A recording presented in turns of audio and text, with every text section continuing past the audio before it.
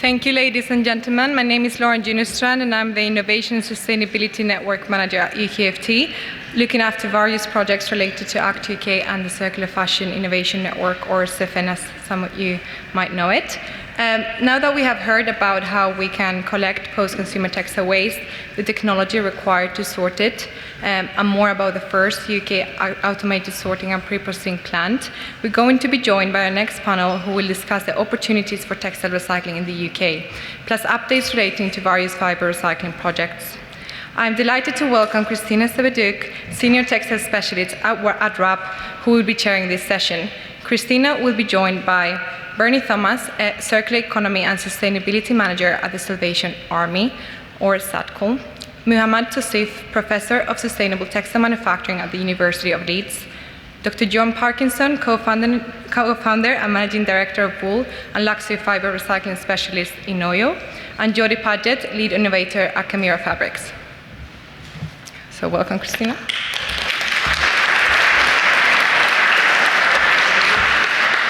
Thank you, Lauren, and hello, everyone. Before I introduce the panelists, or before we bring them up here, I'd like to set the scene a little bit and share with you, there we go, and share with you some of the research that RAP has been developing with so many of the project partners in ACT UK that you've been hearing from today. But first, a little introduction. Some of you do know us, but some of you might not.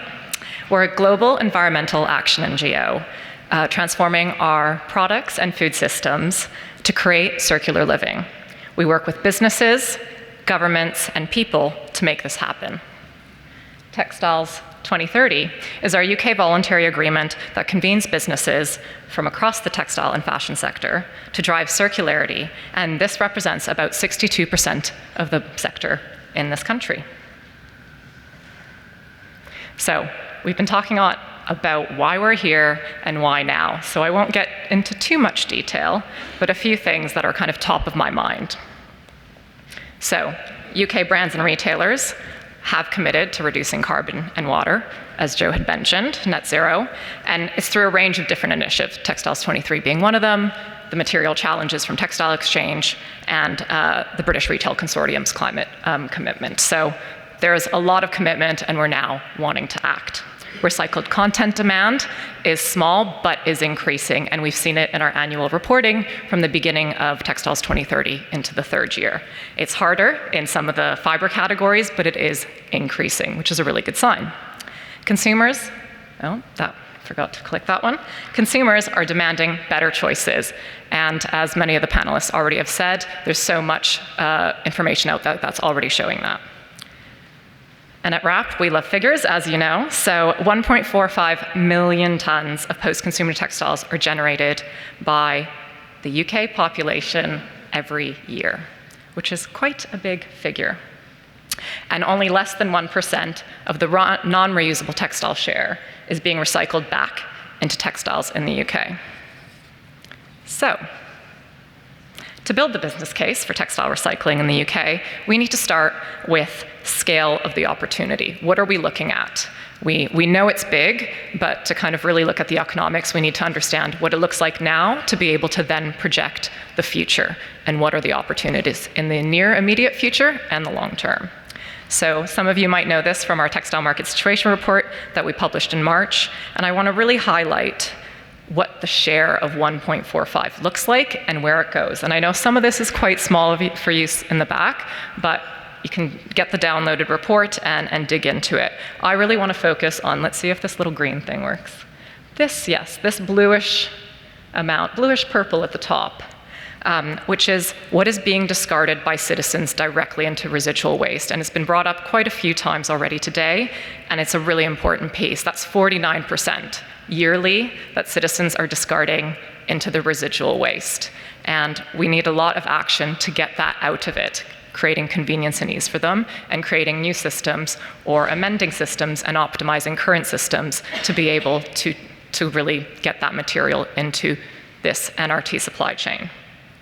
And then a small fraction in the middle is P2P, right there, and that's a growing bit. And then the rest predominantly, so down at the bottom, is what's been diverted through charities and reuse and recycling sector. And that is being sorted and going through an array of different channels. So my question is, well, what fraction is non-reusable? And this is quite challenging to acquire this information. It's been brought up a few times already. And data will be key, and we'll be learning more and more and more. So a lot of this work was done with partners and based on assumptions as well from the expertise of the textile sorting and collecting sector. So of that fraction, what is non-reusable? That's roughly 51.2%, we think, is non-reusable from the PCTs generated yearly. So that's 744 kilotons. It's a huge number. And you'll be able to dig into these figures and assumptions behind them when we launch the report. But for now, I want to make two clear distinctions. So the 206 kilotons highlighted here are already captured by the textile reuse and recycling sector, with some of them going to end of life in the UK due to contamination, some to open loop recycling, like insulation and wipers here in the UK already, and only, as I mentioned before, a very small fraction, this one row, that one right there, going to UK and EU fiber-to-fiber recycling. So that is the fraction that we want to grow, both in the UK and regionally close to the UK. And then the largest portion, the 158 kilotons, currently are being exported for onward sorting, remanufacturing, repair, and recycling, or as a smaller portion of sorted textiles. So again, it's how do we make that economic case in some areas to bring that back in. So, secondly, I've gone a bit faster than I thought. So secondly, citizens dispose of 537 kilotons directly into residual waste, which means roughly it's about 37% of that 52.1. And again, if we really prioritize citizen behavior change interventions, we'll have a huge amount to be able to come into this new system. And that's, to me, that's like one of the biggest take home. 537 kilotons is being put in the bin by citizens. And if we're saying 51.2 is non-reusable, that's huge. So as of right now, the UK is 4% of the way to recycling our non-reusable textiles. I have to say, at least it's not zero, which is a really exciting sign. And when I'm saying it's in the UK, but a lot of it is open loop recycling. So how can we increase that, and how can we increase that share, both as open loop recycling and fiber to fiber? So let's break it down further. We've established there's a big opportunity, and we have the desire to capture the NRT, but that we're also already capturing quite a lot. So let's look at the estimated percentage of NRT by product category. And for the moment, let's take out footwear, accessories, and other, because those currently won't be able to go through this system. So we're kind of left with still a pretty big portion, so that's a good sign. And then we want to look at the NRT fiber composition. And I think this is an area that we really do need to work on, both TOMRA in their development with Circulate, and as MTC said, we have to really understand what that fraction is. And from our perspective, we want to focus on the fibers that are commercially at scale or near scale in the UK and Europe. So we'll focus on nylon, polyester, cotton polyblends, cotton, and wool, the wool fraction of others. So again, as you see, let's go. The back button doesn't work, never mind. So you see the majority is still pretty much there, which is really great to see. And then we want to look at, well, what does that look like? A small fraction of the cotton polyblends, about 15%, won't be able to be recycled, and about 15% of wool. So that narrows it down a little bit more. But that leaves us with 407 kilotons that are available, potentially, if we can collect them in an economic way, for fiber-to-fiber recycling. And that's every year. It's a huge opportunity for the sector. So on that note, please welcome the panelists to the stage, who will be sharing how they are bringing this vision to light in the UK. So I'd like to start with first just an introduction to each of the projects as the ACT UK demonstrator, and I'll start with Mohammed Tausif, who's been working on the cotton recycling trials with on that UK demonstrator. Thank you much, Christine, and thank you much everyone for listening. So if you go to the next slide, it's a very special occasion. It's my first presentation with a single slide. So. As an academic. So if you look back, so we're looking at cotton recycling trial and why cotton is so important. So we have about 25 million tons of cotton every year, which is about 30% of all fibers. But when you look in clothing, there's 50 to 70%, again, broad ranges on where cotton is a part of clothing and fashion. And you just showed, Christina, that 12% or 100% cotton. So this trial is focused on cotton and focused on particularly mechanical recycling.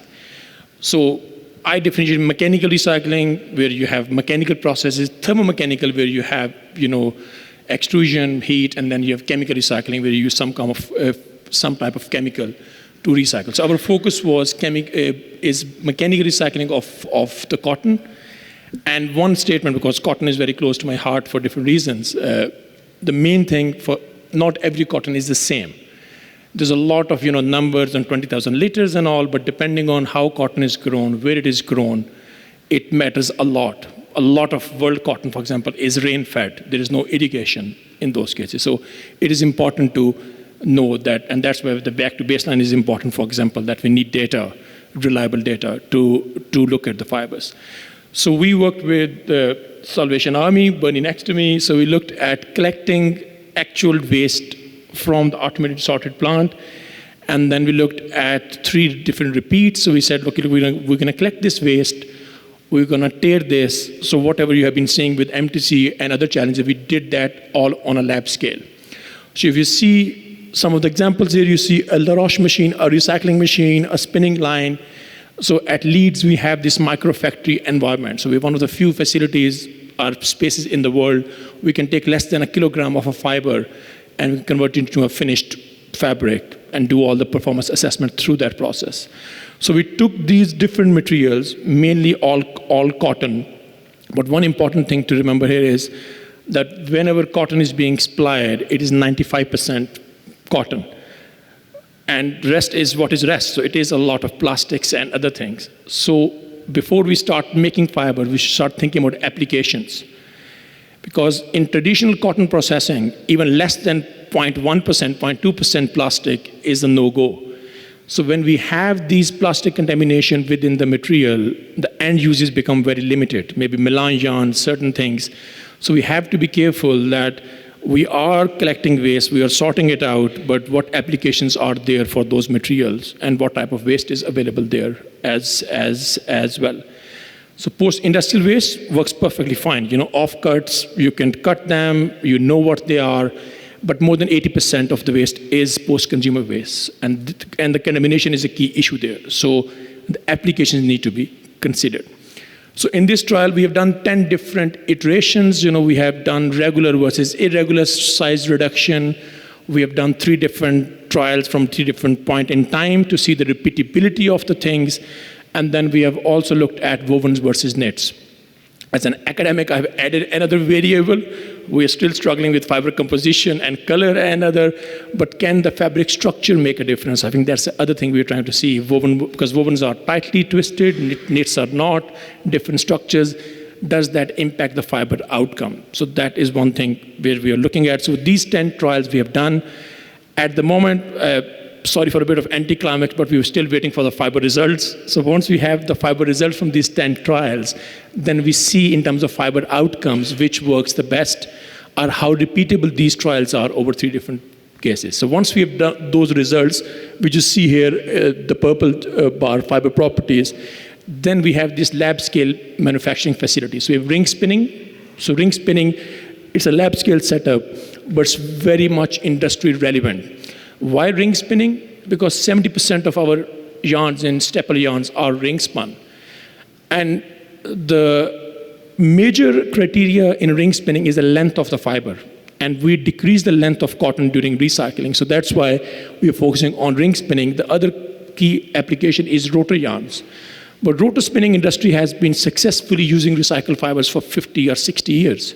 First they were hiding it, now they want to tell you about it. Because first they didn't want it to brands to know, but now it's a sustainability story. So rotor spinning, finance is more important, length is not that important, whereas ring spinning is the main thing here. So we're gonna blend these fibers with virgin cotton and then see how high we can go in terms of yarn counts, yarn sizes, and how those yarn properties compare to 100% benchmark ring yarn.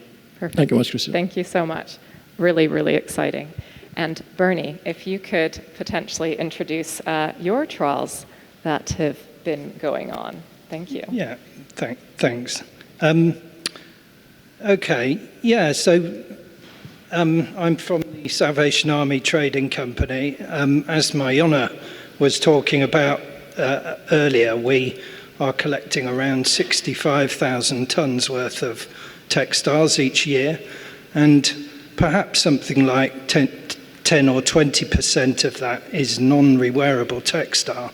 And, you know, also all textiles will eventually be outworn and will become waste. So we wanted to start taking some responsibility and be involved and be active in this area. We have been operating for almost 3 years now, a medium-sized automated fibre sorting line in Kettering in Northamptonshire. And, you know, there are reasons for us doing that. We wanted to investigate the new technology, which is the near-infrared technology that we've heard about earlier, which is able to sort by fibres, by colours, and in fact we're sorting into around 20 different categories for recycling channels. Secondly, we wanted to understand the degree of maturity in the recycling market as well. And I think we're somewhere in the chicken and egg type era, and you know, several technologies that we thought would be available are still somewhere, you know, on the hype curve.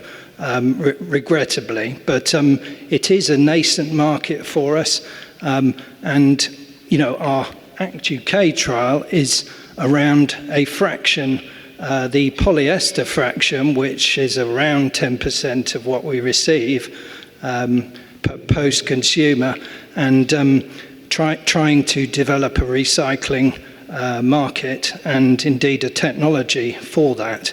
And you know, we weren't able to identify a technology for post-consumer polyester, and we met Project Plan B and developed a joint venture with them. And I think Tim will be covering that later. Our ACT UK trial is to use the technology that has been developed, which is a thermomechanical recycling technology, essentially to melt sorted pure polyester items, whether those be clothing or household items, back into a pellet that is then suitable to go and be respun into yarn. You know, I'm pleased to say that so far we've managed to melt some of the white clothing and white duvets that we receive within our donations and turn them back into pellet. And we're working with Leeds University, with Towsif, and with the fibre extrusion technologies to improve the mechanical properties, if you like, of the pellet that we're producing, with the aim of producing a fibre a retail fibre in future. So that's where the trial is for us at present. Great, thank you. And we'll be asking more details about the trials in a moment. And next, if John, you could introduce your wool recycling trial as part of the project. Hey, thanks for organisers for inviting me. I didn't put them up a couple of years ago. And thanks for everybody for holding on to the last bit, coming to the last session. So wool textile recycling in Yorkshire is 200 years old, and it served the world with thousands and thousands of metres of cloth and stuff for knitting yarn and stuff for contract upholstery as well, even later on. That kind of gets missed, that's a tried and tested thing. And there were so many rag merchants and shoddy manufacturers, shoddy and mungo, when I was growing up, that Town of Ossett's motto still is, useless things by art made useful when transferred from Latin to English. And that's what the shoddy trade did, the wool recycling. There's enough people in this room have baked their head with all history and wonderful stories, and I'm not going to subject to them again. But if anybody wants to hear those stories, get in touch with me after, and I'll be glad to tell you. So that's the background of where we've come from. We're lucky enough to be joined with Chimera. And as a NUIO, we're part of the Chimera group. And part of that look, especially since the last traditional shoddy manufacturer closed in 2000 and we're the last one, part of that look was being part of the Chimera group. When they were involved in the ACT trial, then they engaged us to help them with what became known as Work Package 8, which was a wool recycling trial. You might think, well, why do a wool recycling trial if you've been doing it for 200 years and you're great?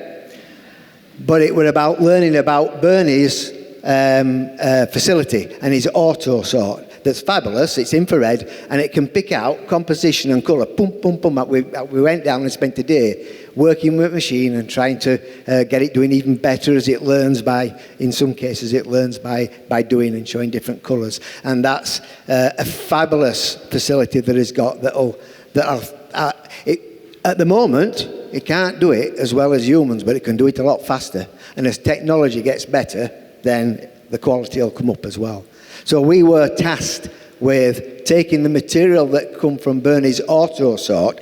That was the different bit. It wasn't done really by humans, and to see how different that was and see how that would work to make a yarn and then make a product. So we made two colours, so we sort into different colours, so we're recovering the dye wear as well as the fibre. We wondered how much reclaimed content and new carrier wool might have to go with it. But my suggestion was, well, let's go for 100% recycled, because back in the day, they used to make loads and loads of 100% recycled wool blankets. There were mills in Dewsbury that did no else but make wool blankets. But that's when we had a flannelette sheet and a wool blanket, not a cotton duvet, a polyester duvet. That were different times. But let's replicate that. So we made an heavy yarn, and that was now being made. It's 100% recycled, and it's ready to go. It's ready to be woven now, and then it'll get finished, and there'll be some kind of a launch, which is the reason why I didn't bring samples down to show you. But in terms of what we do, we offer a service to other UK manufacturers, to many of them, to recycle their waste. And this is something that's happening now, not a maybe or down the road. And there are many, many UK manufacturers, weavers, spinners, some retailers with take-back schemes where we're not a waste merchant. When they say, will you take our waste? We say, only if you'll take it back, which is an annoying thing to say, there's a question mark on the head. But it means we're going to work with them in a bespoke way, step by step, to take their stuff that they used to call a waste. And I got my quote up earlier, didn't I? Waste isn't really a waste, it's a raw material limited by our imagination and skill, and we'll turn it into something beautiful and new again, to start a new life all over again. And we're doing that with a number of UK manufacturers, and we want to do it with more. We also make our own stuff, and I'll keep this quick, but I've got to show you some sample. Bernie, get down. I can't be doing we sat down. Just John, Bernie. John, can we do that in the next question, or is it going to be about is it about the diversifying? Oh, okay. That's a different bit. Oh, that's a different bit. Okay. Yeah. See, this is when the empty seats up front. You're not getting to see these samples back there. Just saying. So you can see it, but I was sat at back here and you can hardly see anything. You can probably hardly see these, but you've half a chance. I'll be here for half an hour. I've got to get my train after we've done. If you want to see more, I'll send you samples. Better still, come visit our mill in Huddersfield, see what we do, and I'll show you. The other bit, in other question, I've got some more samples. Great, great. Love it. Definitely keeping the afternoon slot lively. Thank you, John. And over to you, Jody, about some of the collaborations you do with UEO. Yeah, with John. Well, how do I follow John with that? I'll look right boring. But we have got a similar accent, so if you can't understand what I'm saying, we might have to get some subtitles up. So Camille obviously works very closely with UEO. And this is probably our first truly circular product that we're about to launch. So it's a second recycled product. So this is taking waste from our customers to specific products, and then we're recycling it, mixing it with wool, and then turning it back into a very similar product. So it is truly circular. There's been some highs and there's some lows, but we'll go through them later on if that's all right. So yeah, I wanted to get into some detailed questions for everyone.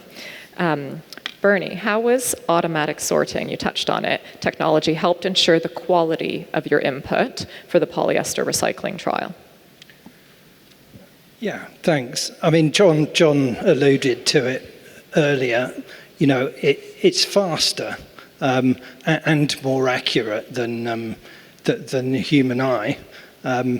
You know, one of the problems we have is, of course, that garments are increasingly made of more complex materials and made from more complex with more complex fabrics. So, actually, manually detecting the fibre content, the makeup of the blend. Is a difficult thing. We can also recognise by colours as well and group colours together. So, you know, the technology isn't perfect. It's got a camera, and there is some fuzziness around the accuracy of that, but it should be good enough. When the entire stream is aggregated, if you like, it will be interesting, for instance, to see from the trials, how accurate it has been in terms of the programming that we do to the for the category, the 20 categories that we sort to.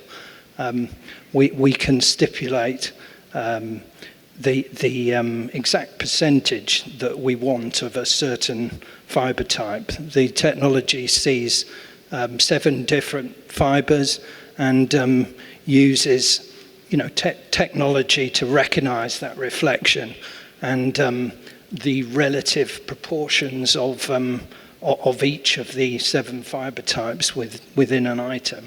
So it gives you sort of unlimited possibilities in terms of setting up the machinery to sort to various recycling channels. The issue, of course, we have at present is the recycling market, fibre to fibre, is a nascent market. It is developing. So, it's this chicken and egg here. The technology, of course, is giving us greater accuracy. It allows us to say exactly what is going into a bale. I can tell which items and what their composition was. But, it can't do certain things, for instance. So, fundamentally, it can't sort between rewearable textiles and non-rewearable textiles. It, evidently it can't tell us how old an item is. So one of the problems we have is we're sorting clothing perhaps from 5 months to 50 years old, and some of those items will have chemical substances of concern in there. So it can't address that. It's a sort of today technology, if you like, and there will be no doubt a new generation of technologies to assist this that will become more accurate. On the horizon, we perhaps have digital product passports, and if those are adopted, then this is the kind of technology that could be incorporated into the sorting. And even the information from digital product passports could be used to improve that sorting, not just for recycling, but for reuse, to tell you whether the item has a value. Great. So, it's very much sort of a developing area. Thank you. Thank you so much, Bernie. And on that point you made about the kind of, you don't know how old the item is. Tausif, we were talking about before in terms of cotton and how complex it can be for cotton specifically. Do you want to talk about that a bit? Sure. I think there's a long list, but I'll keep to 3. So first one, I would say the reduction in the length. So when you are mechanically opening cotton, normally cotton has up to 20% short fiber content, so it has short fiber less than half an inch. So even in the best case scenario of recycling, you will have at least 40% short fiber in the cotton. And I've seen up to 70% as well. So we have 40 to 70% of short fiber content. So John is lucky, wool is a longer fiber, but cotton is a shorter fiber. When you break it down, it even gets more shorter. So that's the first challenge, that you have high content of the short fibers. The second thing, what Bernie mentioned and UKFT mentioned, is the material history. So when you buy a used car, so 2 things we ask for: service history and mileage. But textiles are either new or used. So depending on how much mileage was and how was it taken care of, that impacts a lot. So I was sent this bed sheet, and the same virgin bed sheet was perfectly fine. What we saw was this was from hospitality sector. So it was so heavily and chemically washed, the degree of polymerization, the chain length of cellulose was 40% shorter. So that led to powder-like fibers. We couldn't get anything out of it, whereas the same material worked very well if it was not chemically washed. So I think material history is very, very important there as well. I know we're already focusing on fiber composition, color, but I think that is another variable for consistency. Material history becomes important. And the third thing is, as I said, short fibers, not everything going to stay in a closed loop. So when somebody says there is 30% recycled content in this, but that is what is going in, whole short staple spinning manufacturing technology is designed to remove short fibers. So how much is left in the yarn? So that is what we are, we have a couple of PhD projects where we are answering these fundamental questions. So how much is left in the yarn?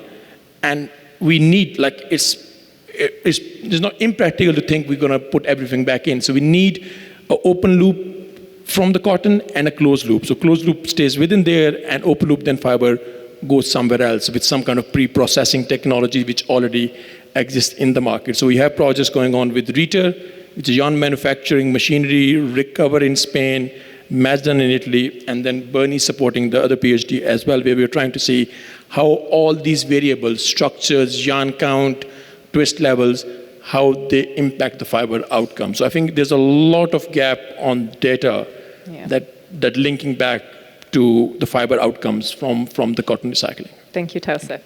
And Adam is telling me 3 minutes, but we started late, so I'm just gonna get those so we can hear from Jody more. So Jody, could you talk about the challenges that happened to get the Wool Circular project going? Yes, so there's logistics. Moving waste about is an absolute nightmare. We're not even going outside of the UK, are we, John? We're not doing it at this moment in time. And then obviously establishing the maximum we could push the yarn to in recycled content and the fineness. Obviously, the thicker the yarn is, the easier it is for the yarn spinners to make. Less recycled content, it's easier to spin, so we were just pushing the boundaries. But the biggest challenge, I think, for me, which doesn't sit right, is that we can only take 2 of our products back because we know the composition. Really, what we should be able to do is take all the wool waste back from our customers, just throw it, sort it by colour. But because we don't know the exact composition, means that we can't give it a composition as a product. So until that's, until that's sorted out, you can't truly make a recycled product, I don't feel. Judy, potentially seeing if MTC can scan some of those samples. Don't know where MTC went, but that might be an interesting project. Thank you so much. And John, talking about diversifying, you had some other samples you wanted to quickly show. Yeah. But Adam's going to be on your case. I know Adam's on my case. He's almost out of his seat. And so. especially when I get on it. Yeah. So I keep it. Adam, just do that when it. So.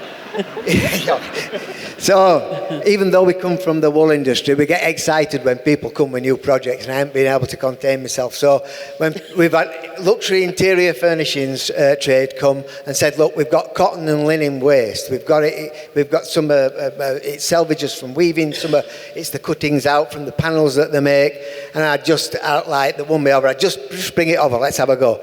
And so, there are 3 samples here. There you go, I was just there, holding them up. I've seen these. Yeah, no, I even kept them. Yeah, secret squirrel. And that's pre-consumer linen and cotton waste that we've recycled through our machine in the lab. We've then mixed them with various things. Oops. There's a combination there of the red one. It's mixed with a mill waste, a wool mill waste. So it's an 100% recycled product, and it's got a colour now because the waste didn't have any colour. That's mixed with the white wool, and the others mixed with the stuff you see like in beds. It's denim and polyester, recycled denim. You sometimes see when they're moving furniture. Well, we've reopened that and mixed it in with that to try and get it going. So loads and loads of stuff like that happening. Even working with, out in the Far East, a company, all the seat covers that comes off the aeroplanes. There's 8,000 aeroplanes out at Far East. There's 20 tons of these seat covers. We've taken all the Velcro off, we've put it through, mixed it with some new wool. It's made some lovely yarn. Thing I'm right looking forward to doing that. I hope that's going to come off. And also, people don't always think about getting auto systems, getting loads of sorting, getting loads of rags, getting it pulled, we call it pulling, shredded into fibre. Well, what are you going to do with it? Because there's hardly any woolen spinning in the country. How are you going to get it spun into yarn? So we want to make sure that we can spin it, and we're lucky that we're part of Chimera Group, and they've got spinning that's right for recycled material. So even when you've got a woolen card, if it's for carpets or cashmere, it's not really right for recycled. But even going further than that, we're not just relying on woolen spinning. We just won a research and development project to look at other spinning with toaster for other spinning systems. So grass ain't growing under us feet. Watch this space. Keep in touch. Adam's getting rid. Thanks for listening. Oh my goodness. Thank you so much, everyone.